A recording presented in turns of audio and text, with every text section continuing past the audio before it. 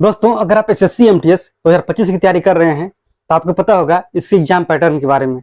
इसका पैटर्न क्या है आपको पता होगा कि जब आपका मेरिट बनेगा तो आपका जीके और इंग्लिश के स्कोर के आधार पर ही मेरिट डिसाइड किया जाएगा। यानी कि जो आपका कट ऑफ तैयार होता है वह आपका इंग्लिश और जीके के स्कोर के आधार पर ही तैयार होता है। आप सब जानते हैं कि इंग्लिश से 25 प्रश्न आते हैं और जीके से ही 25 होते हैं, टोटल हुए 50 और आपका एक प्रश्न होता है 3 अंक का, यानी कि 50 दिया 150 आपका जितना आएगा उसी के आधार पर आपका कट ऑफ तैयार होता है। तो यहाँ पर हम बात कर रहे हैं सामान्य ज्ञान की, यानी कि जीके की। जीके में आपका 25 या 75 नंबर होगा टोटल।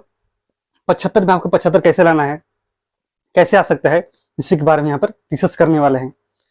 आपको किस सब्जेक्ट से क्या पढ़ना चाहिए उसके बारे में यहाँ पर बात करेंगे। तो चलिए इस वीडियो को शुरू करते हैं और समझते हैं हम लोग उन सभी बातों को जो हमें जानना है। सबसे पहले बात करेंगे हिस्ट्री के बारे में।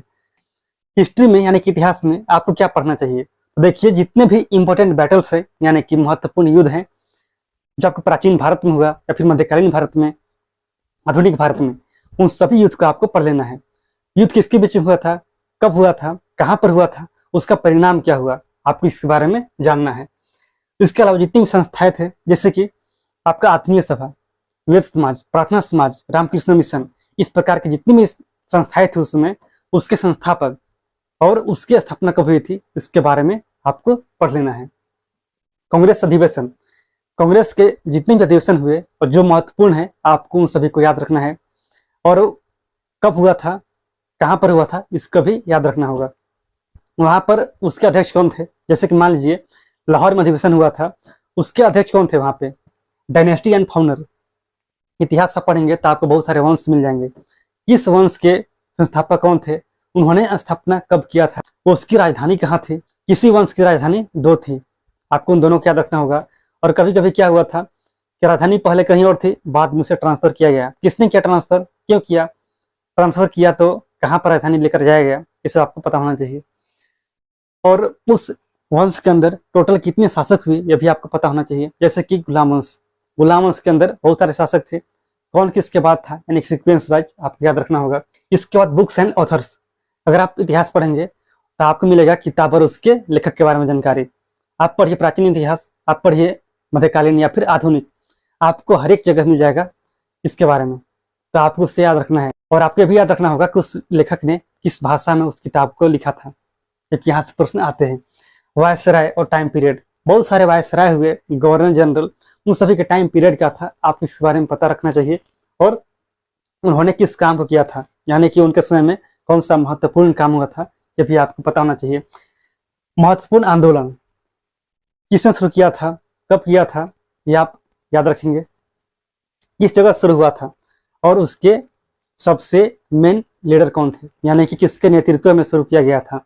और सोशल रिफॉर्म्स यानी कि सामाजिक सुधार बहुत सारे हुए, जैसे कि विधवा पुनर्विवाह, इसके अलावा सती प्रथा को खत्म करना। तो उनके सुधारक कौन थे, किन्होंने उसे शुरू किया था, कब किया था, ये आप याद रखेंगे। शिलालेख आपने पढ़ा होगा इतिहास, सम्राट अशोक का, उनके कितने शिलालेख थे क्या आपको पता है, नहीं पता है तो आपको इसे याद रखना है। और हर एक शिलालेख में कुछ अलग अलग बातों को लिखा गया था। जैसे कि शिलालेख पहले में क्या था, तो पशु बलि की निंदा करना, उसी प्रकार से और बहुत सारे हैं, तो सबको आपको याद रखना है, ठीक है।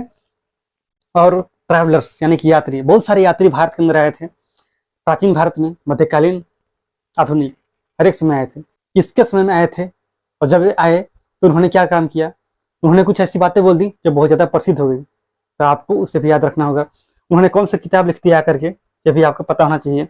और सिंधु घाटी सभ्यता के बारे में आपको पढ़ना ही होगा कि सिंधु घाटी सभ्यता के अंदर जो भी पूरा स्थल था वहाँ से किस चीज़ की साक्ष्य की प्राप्ति हुई, ये आपसे पूछे जाते हैं, ठीक है। आगे बात करते हैं आपका पॉलिटी, यानी कि जानते हैं पॉलिटी के बारे में। सबसे पहले आर्टिकल यानी कि अनुच्छेद, ये तो आपको पढ़ लेना है, आपको इसे रख लेना है अनुच्छेद के बारे में, कि अनुच्छेद 1 में क्या है, 5 में क्या है, 50 में क्या है, ठीक है। शेड्यूल्स यानी कि अनुसूची, अनुसूची 12 है, आपको 12 अनुसूची के बारे में पढ़ना है। 1 में क्या है, 5 में क्या है, 12 में क्या है।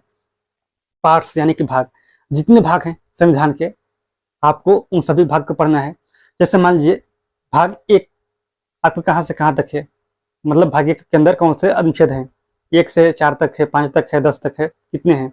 भाग 4 में कौन कौन से आर्टिकल्स हैं, 5 में कहाँ से कहाँ तक है, तो आप इन सभी को याद रखेंगे। इसके अलावा संविधान में जितने संशोधन हुए आप उन सभी संशोधन को पढ़िए, कब हुआ था ये भी आपको याद रखना होगा, उसमें कौन सा निर्णय लिया गया, मतलब उसमें क्या महत्वपूर्ण बात थी, आपको उसे याद रखना है। कॉन्स्टिट्यूशनल बॉडीज यानी कि संवैधानिक निकाय, बहुत सारे बॉडीज हैं, आप उसके बारे में पढ़िए, ठीक है।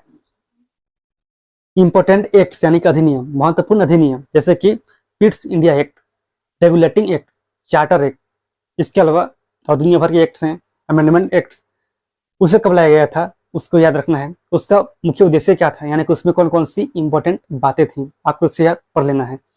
इंपॉर्टेंट केसेस, बहुत सारे केस है, जैसे कि केशवानंद भारती केस, ये कब का है, पता है आपको, नहीं पता है। इसमें मतलब जो मुख्य बातें थी वह क्या थी, वहां से प्रश्न आ सकते हैं। इंपॉर्टेंट कमिटीज यानी कि महत्वपूर्ण समितियां, जैसे कि स्वर्ण सिंह समिति, इसका मुख्य उद्देश्य क्या था या कब लाया गया था। उसी प्रकार से बहुत सारे और कम्युनिटी हैं, आपको उसे पढ़ना है, याद रखना है। फंडामेंटल ड्यूटीज यानी कि मौलिक कर्तव्य, आप जानते हैं मौलिक अधिकार के बारे में, लेकिन आपको क्या पता है मौलिक कर्तव्य के बारे में, ये किस अनुच्छेद में है, किस भाग में है, कितने कर्तव्य हैं, आपको उसे पढ़ना है, ठीक है, याद रखना है। और संवैधानिक, इसका मतलब यह है कि जब हमारा संविधान बन रहा था तो हमने बहुत सारी चीजों को लिया है दूसरे देशों के संविधान से, तो कौन कौन से चीजें किस संविधान से ली गई है, किस देश की, आपको इसे पढ़ना है। जैसे कि फंडामेंटल ड्यूटीज कहाँ से लिया गया, फंडामेंटल राइट्स कहाँ से लिया गया, प्रस्तावना, संविधान में संशोधन की जो कंसेप्ट है कहाँ से लिया गया, या फिर फेडरलिज्म, तो आप सबको याद रखेंगे कहाँ से क्या लिया गया है। इंपॉर्टेंट कमीशन यानी कि महत्वपूर्ण आयोग, आपको आयोग के बारे में भी पढ़ना है, ठीक है। तो आगे बढ़ जाते हैं, आगे बात करते हैं वह आपका ज्योग्राफी यानी कि भूगोल। इंडियन रिवर्स यानी कि भारत की जो नदियां हैं उसे ही पढ़ना है, और विदेशी नदियां भी, लेकिन भारत की है उसे तो पढ़ लेना है। कौन नदी कहाँ से निकलती है, कहाँ गिरती है, उसमें कौन कौन से रिवर प्रोजेक्ट्स हैं पता होना चाहिए, और उसकी कौन कौन सी सहायक नदियां हैं, या फिर कौन सी नदी किसकी सहायक नदी है। वाटरफॉल्स यानी जलप्रपात, सबसे ऊंचे छोटे बड़े जो भी हैं, और किस नदी पर स्थित है, किस राज्य में है, आपको याद करना है। लेक्स यानी कि झील, उसी प्रकार से सबसे बड़ी झील, सबसे छोटी झील, मीठे पानी की, खारे पानी की, लैगून झील, इन सभी को पढ़ना है, ठीक है। माउंटेन यानी कि पर्वत, पर्वत के प्रकार आप पढ़ लीजिए, पर्वत किस राज्य में है, किस शहर में है, किस जिला में है, उसका विस्तार कहाँ तक है, उसकी सबसे ऊंची चोटी कौन सी है, आप इन सभी को याद रखेंगे। सोइल यानी कि मृदा, मृदा का जो विस्तार है आप पढ़ लीजिए। मृदा के बहुत सारे प्रकार हैं, किस प्रकार की मृदा किस चीज के लिए उपयोगी है, किस फसल के लिए, आपको याद रखना है। इसके बाद है इंडस्ट्री, उद्योग, उद्योग कितने प्रकार के होते हैं, उद्योग का आप पढ़ लीजिए, ठीक है। बहुत सारी कंपनियां हैं, किस कंपनी को भारत में विदेशी सरकार के सहयोग के साथ स्थापित किया गया है, आपको इसे याद रखना है। जैसे कि कुछ भिलाई में है, एक आपका बोकारो में है, एक आपका राउरकेला में है, उसी प्रकार से और हैं, आपको याद करना है। एग्रीकल्चर यानी कृषि, बहुत सारी कृषि विधियां हैं, आप उसे पढ़िए, ठीक है। और कृषि के कितने प्रकार होते हैं, विधियां तो हैं लेकिन प्रकार अलग होता है, तो आपको उन सभी को पढ़ना है। किस प्रकार की कृषि कहाँ पर होती है, आप उसे याद रखेंगे। यूनेस्को को आप पढ़ लीजिए भाई, यूनेस्को के अंदर कितने देश शामिल हैं, यानी कौन कौन से देश इसके सदस्य हैं। यूनेस्को के अंदर कितने साइट्स हैं जो कि इंडिया में है और इसके अंदर शामिल है, और इसे कब शामिल किया गया, आपको उस प्रकार से याद रखना है।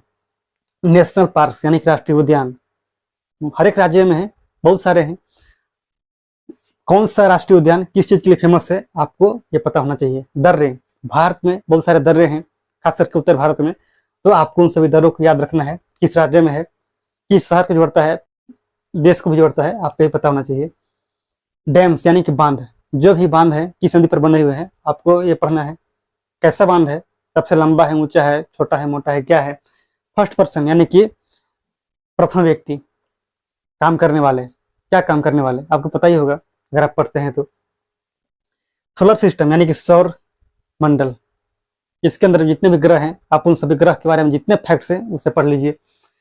इंडियन बाउंड्रीज यानी कि भारतीय सीमा, हमारे देश की सीमा कहाँ कहाँ लगती है, किससे लगती है।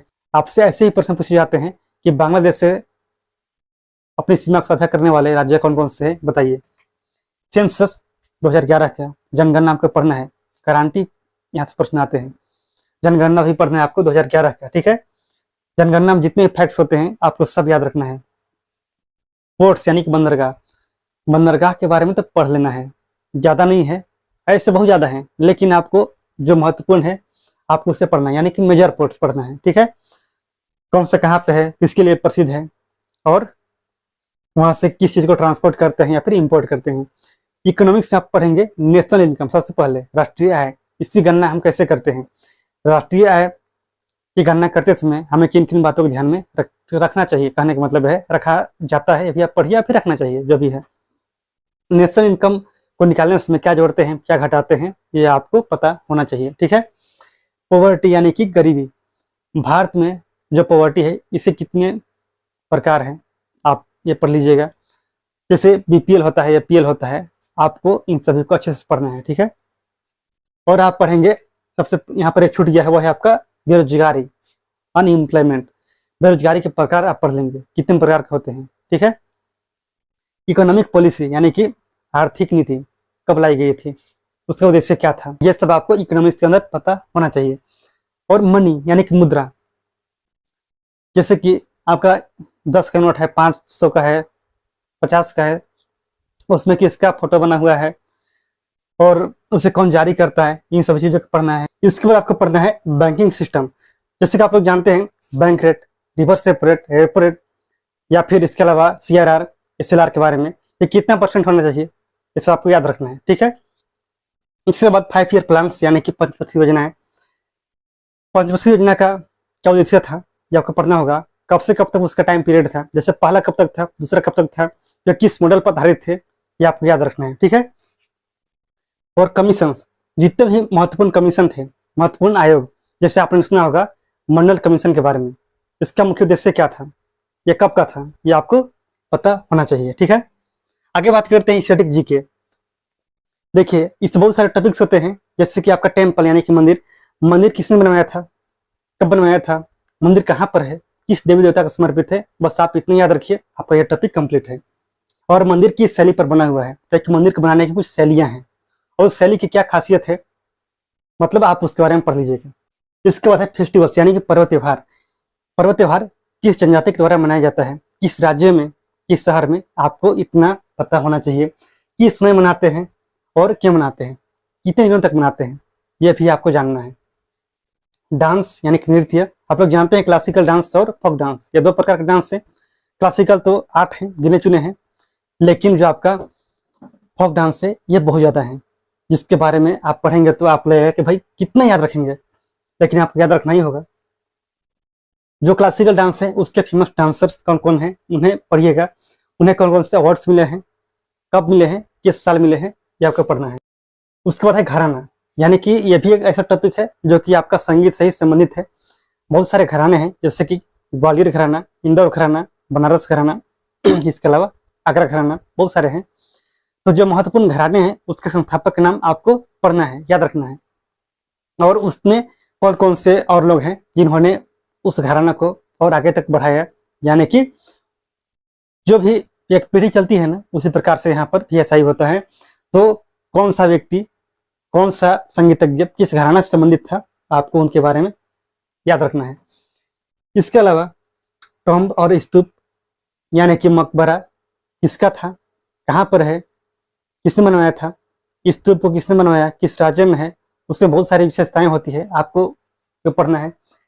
दुनिया में जितने भी देश हैं सबकी अपनी अपनी एक क्या है, राजधानी है, सबकी अपनी एक मुद्रा है, तो आपको उन सभी के बारे में पढ़ना है। और जो देश चर्चा में है फिलहाल में उनके बारे में तो पढ़ना ही पढ़ना है, छोड़ना नहीं है। म्यूजिकल इंस्ट्रूमेंट, वाद्य यंत्र, बहुत सारे उसके भी टाइप्स हैं, उसे पढ़िए। और जितने भी वादक हुए उसे बजाने वाले उनके बारे में पढ़िए, उन्हें कौन सा अवार्ड मिला, कब मिला, बस इतना पढ़ना है। स्कीम चाहे वो भारत सरकार की हो या फिर राज्य सरकार की, सारे स्कीम को पढ़िए, उसका उद्देश्य क्या था और कब लॉन्च किया गया था। स्पेस प्रोग्राम यानी कि अंतरिक्ष कार्यक्रम, जैसे मान लीजिए एक रॉकेट को भेजा गया तो उसका नाम क्या था, आपके पढ़ना है, क्यों भेजा गया, जैसे कि मान लीजिए आपका चंद्रयान था, इसे क्यों भेजा गया था, पता होना चाहिए ना, बिल्कुल उसी प्रकार से जितने भी प्रोग्राम हैं आप सबको पढ़िए। ट्राइब्स यानी जनजाति, कौन सी जनजाति कहाँ निवास करती है, उसका काम क्या होता है, ये पढ़ना है। राज्य की राजधानी, राज्यपाल, मुख्यमंत्री, इन सभी को पढ़िए। और इसके अलावा महत्वपूर्ण दिवस और मॉन्यूमेंट्स यानी कि स्मारक। स्मारक का मतलब क्या है, जैसे कि आपका लाल किला है, आगरा का जो किला है, ये सब क्या है, आपका एक मॉन्यूमेंट्स है ये सब। तो उसे किसने बनाया था, किस शहर में है, किस राज्य में है। इसके अलावा संगठन, चाहे भारतीय हो या फिर इंटरनेशनल यानी कि अंतर्राष्ट्रीय हो, सबके बारे में पढ़ना है। उसमें कितने देश शामिल हैं इसे ही पढ़ना है, यानी कि उसके सदस्य कितने हैं, तो उसका स्थापना कब हुआ था और उसके हेडक्वार्टर कहाँ पर स्थित है। बस इतना पढ़िए। फर्स्ट पर्सन, चाहे दुनिया का हो या फिर भारत का हो, किसी भी काम करने वाले पहले व्यक्ति को पढ़ लेना है। पर्सनालिटी यानी कि व्यक्तित्व, इतिहास से बहुत सारे पर्सनालिटी हुए या फिर फिलहाल में यानी करंट में भी है, तो उन सभी बारे में पढ़िए भाई। इसमें क्या है, पढ़ना ही है केवल। बुक्स एंड ऑथर्स यानी किताब और उनके लेखक, बहुत सारे फेमस बुक्स हैं, बहुत सारे भारतीय हैं और बहुत सारे विदेशी हैं, तो सबके बारे में पढ़ना है, चाहे वो यहाँ का हो या फिर वहाँ का हो। पुरस्कार, पद्मश्री, पद्म विभूषण, पद्म भूषण, भारत रत्न, खेल रत्न पुरस्कार, नोबेल पुरस्कार, बहुत सारे पुरस्कार हैं।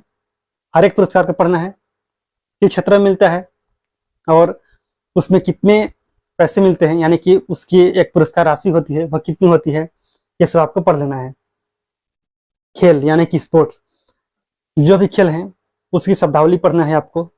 इसके अलावा जैसे मान लीजिए आपका कबड्डी होता है, कबड्डी का कोर्ट होता है, उसकी लंबाई चौड़ाई कितनी होती है, जो आपका सेंटर लाइन होता है उससे बक लाइन कितनी दूरी पर होता है, ये सब आपको पढ़ लेना है। कितने खिलाड़ी होते हैं। इसके अलावा कप, कोई भी एक कप किस खेल से संबंधित है, जैसे मान लीजिए एशिया कप किससे है, डेविस कप किससे है, डुरंड कप ये किससे है, तो आपको उस प्रकार से याद रखना है। ठीक है, इतना याद हो जाएगा तो बहुत अच्छी बात है। तो आगे बात कर लेते हैं आपका साइंस, यहाँ से भी 2-3 प्रश्न आते हैं। फिजिक्स से आपको कम से कम यूनिट याद रखना है। यूनिट जैसे कि मान लीजिए आपका जो करंट है किससे मेजर करते हैं, करंट को मेजर करते हैं एम्पियर में, पता होना चाहिए। उसी प्रकार से वर्क को जूल में करते हैं। और है, आप बताइए कि चार्ज को हम लोग किस में करते हैं, चार्ज। तो उसी प्रकार से सब याद रखेंगे आप। और डिस्कवरी यानी कि आविष्कार, खोज किसने किया था।